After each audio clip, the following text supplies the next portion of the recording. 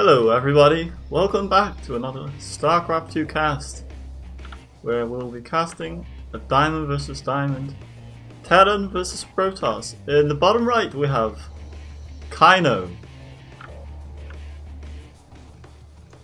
and in the top left we have from Cutie Club we have Space Marine, who's aptly says for Cutie Club. This is and was the finals of a clan wars between Cutie Club and the Syx clan. If you haven't checked out that video, you can check out yesterday's video, which I titled Cheesy Clan War. It was a best of 9, but my internet decided to keep failing, so I didn't end up casting all the games in the clan war, but I believe this is the final game of the best of 9.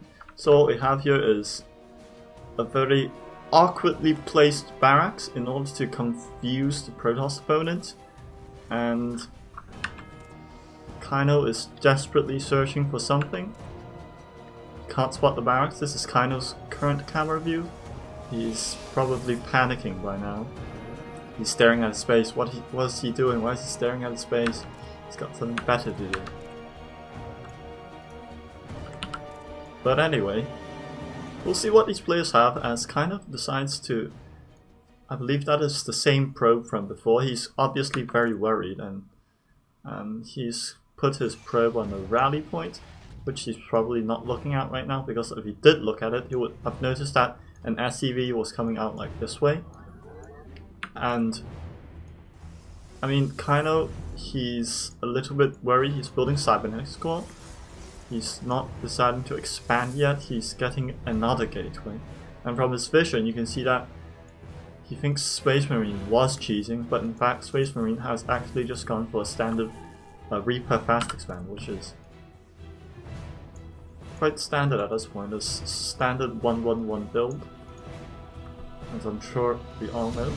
In case you don't know what a 1-1-1 build, a 1-1-1 build is a barracks followed up by a factory, followed up by a starport.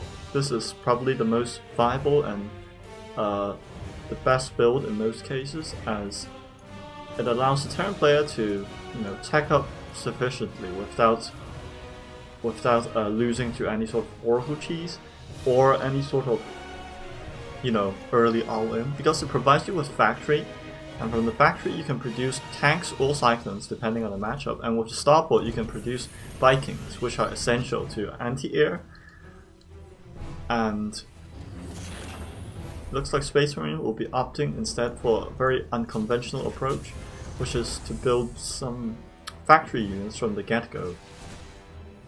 But it looks like the bunker is about to be completed and the Stalker is going to annoy Space Marine. One of the most frustrating things is the early Stalker that Protoss players can set out. That Reaper barely made it into bunker, surviving with only like 5 health probably. 2 SCVs have been killed by a Stalker. And unfortunately Terran doesn't really have the tools to deal with a Stalker, because the bunker is an immobile unit. Obviously it's an immobile structure. You can only place it here to fortify your frontal defense. You can't really get your units to move around. Imagine if the bunker could, And apparently we have a lot of chat, and this was the point where I disconnected, I think. And it looks like Space Marine says, "This is why we don't let him cast anymore, I just want to play." Unfortunate. How sad. And how ironic that I'm casting it right now. What a rage. That's really quite something to watch. And it looks like Kino says, "I just want to have fun, it's what girls want to do." But as we all know, if you're playing Starcraft, you probably ain't a girl. That's probably right. I mean, come on. Girls don't spend their time playing a science fiction game, they spend their time doing their nails. They spend their time looking at themselves in the mirror. They spend their time going on Amazon and trying to buy better clothes. Wait. Girls don't go on Amazon to buy clothes. No, they have to walk to the store and have to try out thousands of outfits before they can decide on a goddamn who knows. An outfit that they only wear for one day, and they need to spend like 10 hours preparing and searching for an outfit. Good lord. But anyway, Space Marine was going to attempt some Widow Mine harass, but it looks like he's been deterred by that. Not sure what happened. Looks like Kaino is going to put up a Templar Archive, and he's already got 4 gateways, warp gates more precisely. And Space Marine's just going to establish a frontal defense with his Widow Mines. I'm not actually sure where Space Marine's units are. He's only got 2 Widow Mines and 32 SCVs. This is very, very dangerous for Space Marine. He's deliberately being very, very greedy, and he's not building any more army units except for Widow Mines, which 2 Marines. I don't think 2 Marines can defeat that, though they might be able to. If Kaino just simply focuses the bunker, he can get SCVs off to repair it, but probably Kaino doesn't have the mental capacity to do that, since he is not a Warcraft free player and doesn't know how to micro anything.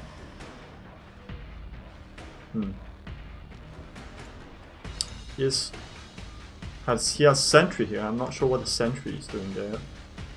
Even if you wanted to put some force fields out, 1 sentry is insufficient. 2 sentries would be just about the right number of sentries required to put enough force fields to block off this area.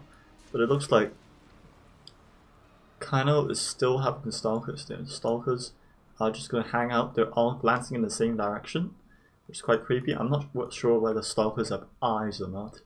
I can't actually see whether they have eyes. Apparently they're just mechanical, machines created by the Protoss, and they embody some of the aspects of the Protoss, but they're actually not living beings. I'm not sure. They're not like the Immortal, for example. The Immortal is a fully armored war machine, but it has a Protoss warrior inside. A Protoss warrior, albeit in sort of like stasis, I guess. It looks like Space Marine's going to do a medevac drop. And of course, Kaino is already prepared for that. He's placed out his buildings quite nicely. He's got a lot of High Templar. I guess he's just waiting for that Storm to complete, or actually it's already completed Storm, which is really, really early at this point. I'm not sure why he needs High Templar so early, but if Space Marine was actually a little bit more aggressive, he could just simply push out with the entire army and destroy this, because these High Templar don't really have enough energy to cast Storms yet. And the High Templar are not good at dealing with like small groups of Marines. I mean, look at Kaino. He just stormed. He just threw out like 4 storms just for like 8 Marines. And at this point, the High Templar have no energy. If Space Marine's army was somewhere here, threatening here, then Kaino would be dead already. But Space Marine is just being a potato, of course. And the Stalkers, of course, spot the army. Space Marine does have Stim done already, but I'm not sure whether he knows that Kaino has nothing. But Kaino, he's placing the awkward pylon here, which is quite a strange sight. But I mean, Space Marine can easily Rolf stomp Kaino's army right now, even with this large number of High Templars. The plan with it is that whilst all the Marines were destroyed, the tanks will be in the backline, and tanks will easily die to the Zealots. But if Space Marine splitting is good enough, then certainly the High Templar will get absolutely no value. So some little bit of micro from Kaino there, of course, nothing impressive. But of course the Storms are going to eat away all the Marines, because apparently the High Templar have very high minds, and their cocaine-driven minds can allow them to create storms of destruction, which apparently can kill fully armored Space Marines. These Zealots are of course going to sacrifice their lives for Aya, because all soldiers must mindlessly sacrifice themselves for the greater good, even if they don't know what the greater good actually is. It looks like Kaino is going to establish a 4th base already, but he's going to lose his 3rd base. This tank really is just 4 health points away from dying. Even a little whack from the SCVs or the probes, whatever weapon the probes have. The little probes, little energy beam will certainly destroy the siege tank, and it looks like Archons are pushing in, but the Liberator is there. The Archons aren't being focused, they're being like little children in primary school. Their attention is all over the place. They don't know what they're doing, they don't know what their life dream is going to be. And looks like Kino is just simply overwhelmed by the amount of bio units that Space Marine has, and that'll be GG for Space Marine, and very well played indeed.